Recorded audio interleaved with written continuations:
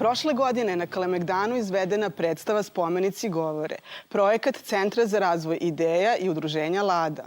Cilj je bio upoznavanje publike sa životima srpskih velikana, čiji se spomenici nalaze na Kalemegdanu. Glumci su oživeli spomenike Milošu Crnjanskom, Bori Stankoviću, Jovanu Dučiću i drugima.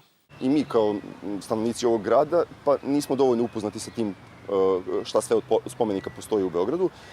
A kada odemo, na primjer, negdje u inostranstvo, često se slikamo čak i pored nekih spomenika koji generalno nisu toliko bitni.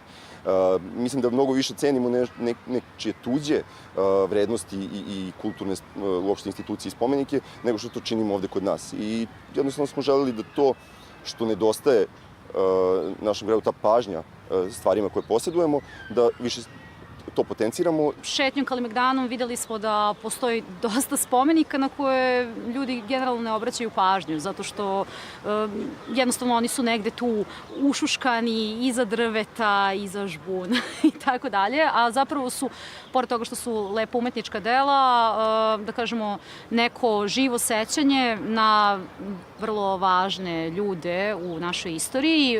To su umetnici, to su i neka politička lica, društveni naučnici i tako dalje. I došli smo onda na ideju da predstavimo 13 značajnih ličnosti koji su obeleženi spomenicima. U ovoj situaciji su bili označeni kao i glumcima zapravo. Glumci su ih humanizovali, oživeli. Glumci naši koji zapravo tumače likove sa spomenika vode publiku jedni od drugih. I sad neki koji su bili prijatelji, oni predaju jedni drugima, a ovi koji su bili, da kažem, protivnici, oni otimaju jedni od drugih.